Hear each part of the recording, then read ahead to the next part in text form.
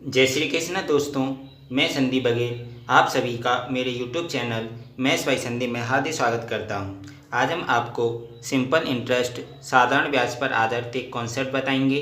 Concept को हम एक सवाल के जरिए समझेंगे। सवाल क्या है, यदि किसी धन पर 3 वर्ष के लिए 12.5% की दर से साधारण ब्याज 210 रुपये है।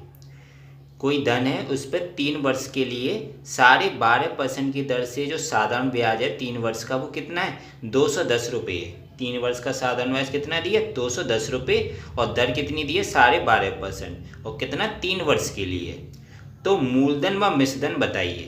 तो हमें जो इसमें क्वेश्चन में मूलधन पूछ रहा है और क्या पूछ रहा है? मिश्रधन। तो देखो जी, काफ़ी इजी क्वेश्चन है, लेकिन इस क्वेश्चन को सॉल्व करने का आज मैं आपको एक अलग तरीका बताऊंगा। काफ़ी अच्छा भी तरीका है।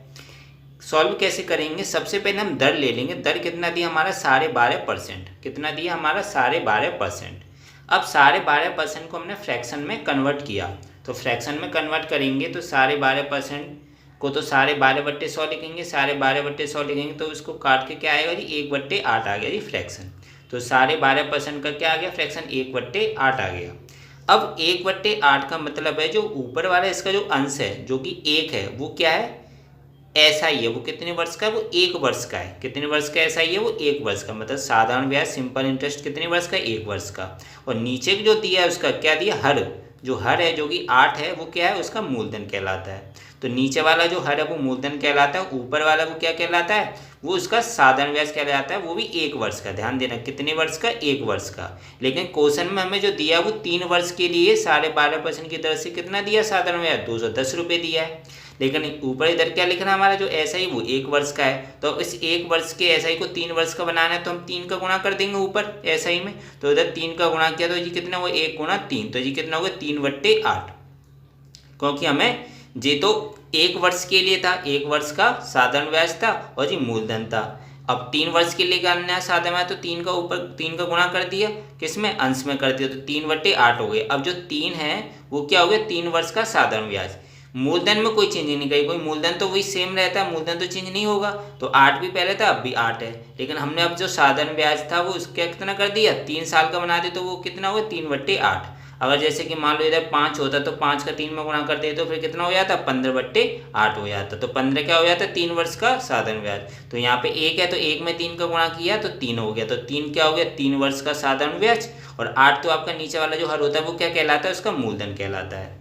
अभी 3 वर्ष का हमें साधारण ब्याज पता चल गया, वो 3 यूनिट हो गए एक तरीके से। और 8 क्या है? उसका मूलधन है। तो मूलधन 8 यूनिट और 3 वर्ष का साधारण ब्याज कितना है? 3 यूनिट। तो मूलधन साधारण ब्याज 3 वर्ष का और मिश्रधन कितना? 3 वर्ष बाद का जो मिश्रधन होगा वो कितना होगा? उनका हम क्या निकाल लेंगे? रेशियो निकाल लेंगे। तो मूलधन कितना है हमारा? मूलधन तो हमारा 8 हुआ। और 3 वर्ष का साधारण ब्याज कितना हमारा? 3 है। तो 8 और 3 का रेशियो हो गया।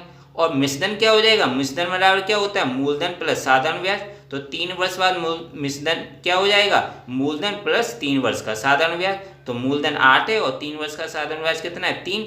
तो मिश्रधन क्या हो जाएगा 3 वर्ष बाद? 8 और 3 11।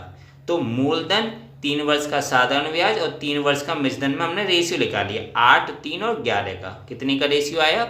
मूलधन साधारण ब्याज 3 वर्ष का और 3 वर्ष बाद मिश्रधन का क्या रेशियो आया? 8, 3 और 11। अब देखो क्वेश्चन में हमें क्या दिया है? किसी धन पर 3 वर्ष के लिए 12.5% की दर से साधारण ब्याज कितना दिया? 210 रुपये।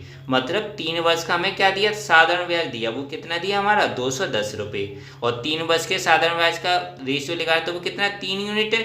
तो एक तरीके से जो 3 यूनिट है वो 210 के बराबर है। क्योंकि क्वेश्चन में दिया है 3 वर्ष का साधारण ब्याज कितना दिया? 210 रुपये। और 3 वर्ष के साधारण ब्याज का रेशियो कितना है? 3 यूनिट। तो एक तरह से जो 3 यूनिट है वो कितने के बराबर है? 210 रुपये के।